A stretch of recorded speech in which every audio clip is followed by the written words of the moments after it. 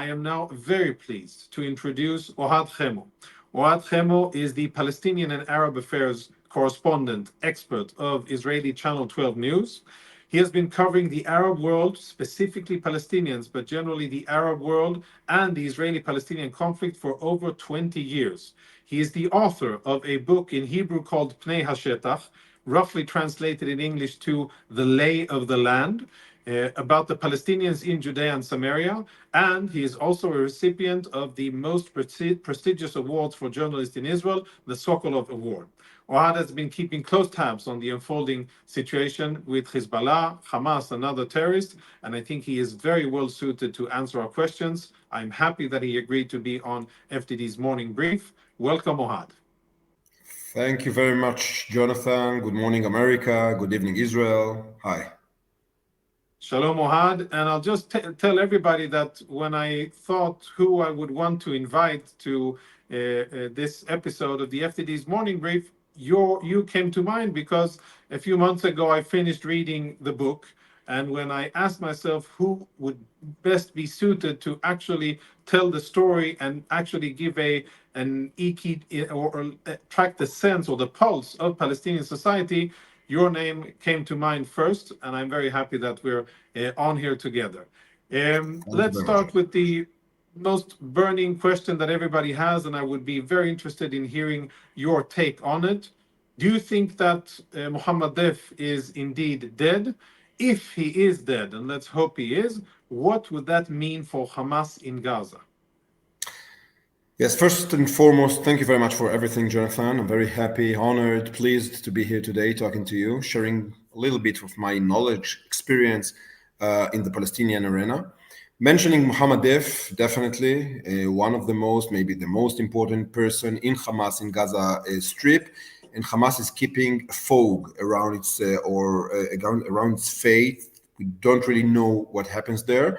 Not as previous events before. Now, this time, there were two statements of two Hamas seniors that rushed and said that Muhammad Deif is alive. Does he alive? I'm not sure, really. What we know that right now in Khan Yunis, in the Mawasi, when you just mentioned Jonathan, Hamas is unearthing, is exposing a lot of bodies of people that were buried in this attack. I can tell you that there are dozens of Hamas members. A lot of them were taking part of the 7th of October massacre, and these people now are alive. We still don't know if Muhammad Deif was there. I'm not sure, but maybe we will never know, or definitely for the next future. Now, I can tell you that Muhammad Deif is a legend. He's a myth. We're talking about a person that we used to sit for 33 years underground, literally. He is the most wanted Palestinian ever since 1991 in this case. He's an object of admiration. If I'm thinking of the demonstration in the Arab world, in the West Bank, in Jordan, Egypt, whatever, always the name is Muhammad Deif. Exactly. It's not Sinwar, it's nobody else but Muhammad Deif. And why is it so important for Hamas? Because this guy, years ago, took these sporadic, I would say, guerrilla units and created from this kind of semi-army. Some would say even kind of an army. Now, I can compare him, for me, is like Imad Murnia in Hezbollah, or like Qasem Soleimani in the Revolutionary Iranian Guards. It's the same thing. We're talking about a major person that took this organization and created something which is much more dominant and stronger. Now, if his absence would make three, for me, as I understand, three very important aspects. First, I'm not sure how much he really managed to conduct the fighting on the ground. I'm talking about the last 9 months. But I know that he had a great role in the rehabilitation of Hamas after the war. And this guy, as he just built Hamas, he should have been rebuilt it again after the war. So his absence is very important for in this case. The other thing is moral. I mean, we're talking about guiding spirit of Hamas in a way. This is the guy. And 20,000, 30,000 Hamas terrorists that are right now in Gaza Strip, maybe a little bit less since the war began. Yes, we're talking about 12,000 people that were killed from Hamas up to the IDF. So these guys consider Muhammad Deif as the founder, as the father. And the other thing, which maybe should be the first and most important thing, is the negotiation. His absence definitely will affect the negotiation in a way that this guy is very radical. He's like Yahya Sinwar, very radical in Hamas. He's a messianic in a way. I would say that he's this guy that is one of the architects of the 7th of October. You know, in the act of the 7th of October, Muhammad Deif really believed that this is the beginning of the end of the state of Israel. It's not that used to be like a small tactical offense. No, not at all. We're talking about a guy that really believed that Israel should disappear and will disappear in his own life. So his absence will affect dramatically, as far as I understand, on the negotiation between Israel and Hamas. Just one last thing, he was very close to the Iranians. I can tell you that Israel tried to assassinate him 7 times. I think that the 5th time, after he was injured very seriously, very badly, he was smuggled, and that's what I was told in Gaza Strip. He was smuggled through one of the smuggling tunnels under Rafah. He arrived to Sinai, and from there to Iran, and there he had this treatment and went back after few months. He went back to Gaza Strip. He had a very strong ties with the Iranians. Definitely influential then on a tactical, operational, and strategic level for now and for the future. Really brings it into light how important this strike was and what collateral damage, so to speak, could be relevant in order to take this terrorist out. Now, if we segue from that to the general situation of Hamas, if you could perhaps describe the current political and military situation, regardless of Muhammad Deif, if he's alive or if he isn't, but the current situation for Hamas in Gaza specifically, and if you want in Judea and Samaria, how strong is local support for Hamas, and what do you make of the videos that were released probably by Hamas with the public floggings and beatings and spray painting on the backs of Palestinians who were seeking food by what appears to be masked Hamas members? What do you make of those, and how indicative are they of the situation? So it's very, very good question, because we are not really sure. We're a little bit confused. And I can tell you that what happens these days in Gaza Strip, there is kind of a contradiction. Because according to testimonies that we get, I can tell you that on a daily basis, I make a lot of phone calls from people in Gaza Strip, the majority, of course, in southern Gaza, or today in central Gaza Strip. And everybody reflects or describe an anarchy and a chaos. And this is kind of new phenomena that we didn't see 3, 4, 5 months ago. Now, I can tell you that a week ago, I've been to Gaza, I've been to Philadelphia axis. I made this, it's the second time since the war began that I could really talk to Palestinians from Gaza, inside Gaza Strip. First time was in a Shifa hospital. And I was talking to these guys, some of them was lorries drivers. And they described me an unbelievable reality in Gaza Strip, in which today they can't see Hamas. They say Hamas is not there. We can see looters, a lot of looters, thieves, as you just mentioned, this video that Hamas that was published by Hamas. We see the thieves everywhere. You know, the lorry drivers that deliver the humanitarian aid from Kerem Shalom towards inside Gaza Strip. They told me we are so afraid to make this route, this path, because everywhere, each one of us was robbed so many times. And until 6 months ago, we could see Hamas. Hamas really, they've been there. They were in a way they were making us having this path like peacefully. Not today. Today we are all alone. The anarchy is everywhere. we cannot see Hamas. That's what these phone calls that I make in Gaza Strip, I get the same thing. I can tell you that there's a lot of humanitarian aid today that are in the storerooms because nobody's really can divide it in a peaceful Distributed, way. yeah. Nobody's distributing. Distribute, of course, right? The crime rate in Gaza Strip increased dramatically during the last few months.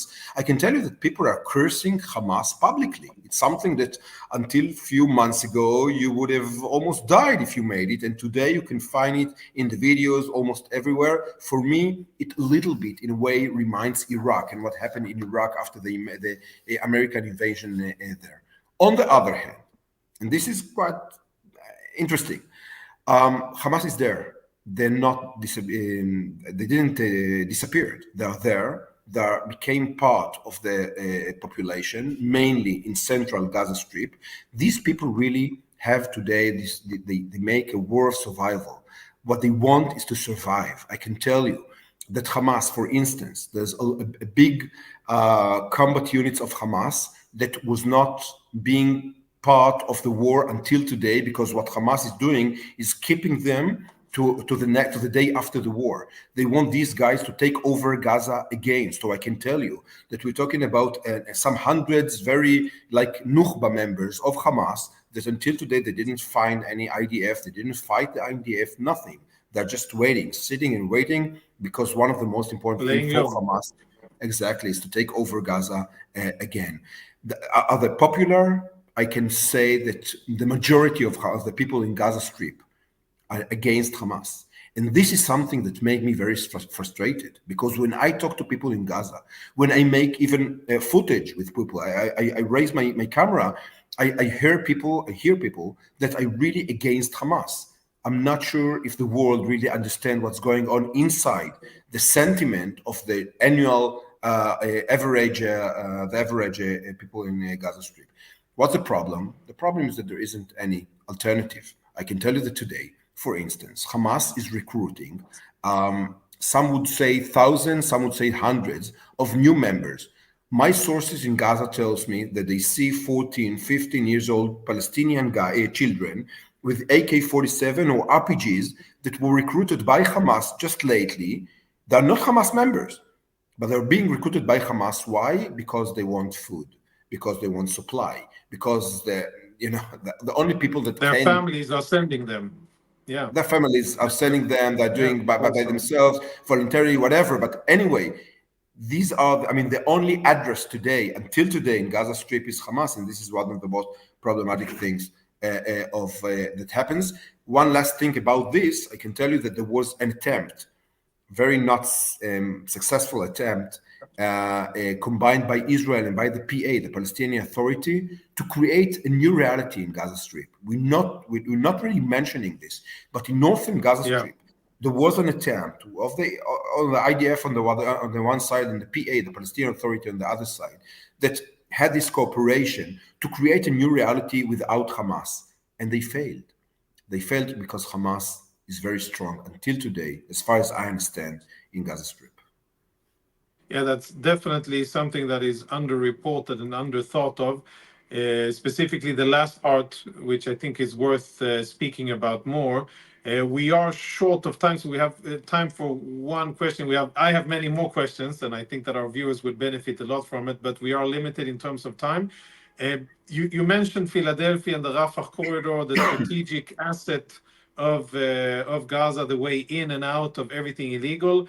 How likely do you think, it's in the headlines now and people are thinking about it, how likely do you think that it will be that Israel will hang on to the Philadelphi corridor and the Rafah area after the main fighting ends?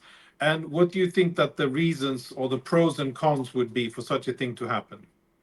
I can tell you that it's one of the $100 million questions. 100. Pay attention. Why? Because this right now, or this week, the Shin Bet, the head of the Shin Bet was in Egypt. They're talking. There's an Israeli envoy, and right now they're talking with the Egyptians about what's going on and what will be in the border between Israel, or between Gaza and Sinai. And I've heard that they promise us, everybody promised, that even though if Israel will withdraw from Philadelphia axis, we will have, you know, these cameras and these eyes, and we will know exactly what's going on there. And you know, I just remembered that after the war of 2014, and now I'm talking only security, okay? After the war of 2014, the IDF or of some parts, okay, of the IDF, they promised as well. They said, we know exactly where the cement goes and where the iron goes, but they didn't. This is a problem. Whenever you're not there, you cannot control anything. And this project, this tunnel project, you know, that I just mentioned that I've been to Philadelphia this week, and I've seen tunnels. Listen to me carefully. It's unbelievable. I've seen tunnels, smuggling tunnels from Sinai to a Gaza Strip, 20 meters far from the border, under the eyes of the Egyptians army, Egyptian soldiers. I mean, I could see them. I could see the tunnels in one side, 20, 30 meters. That's it. You cannot really make this thing without the knowledge of the other side. Now, the Egyptian, the allies of Israel, we know everything. But if Israel, and I'm talking security, really wants to make sure that this project that Hamas made in Gaza Strip, like we knew, I mean, the oxygen hose of Hamas was this border. And if Israel want to make sure that in the future we will not see Hamas again raising, so it has to take control of this axis. But on the other side, if we want any agreement for the day after the war, it makes, I mean, Israel should be obligated to leave the Philadelphia axis. And I just thank God that I'm not the Prime Minister of Israel, because this is such a difficult dilemma, really. It sounds like a catch-22 of strategic proportions. I happen to be in agreement with you of how you assess it. Ohad, we could talk for much longer, and something tells me that we'll talk again. Thank you very much for your expertise, your time, your insights, and for sharing it with us. Thank you very much, Jonathan. Thank you for being on the morning brief. Thanks for watching. Drop a comment below. Don't forget to like, share, and hit subscribe to stay updated with our latest content. Until next time, stay informed and inspired. This is Dejobnik signing off.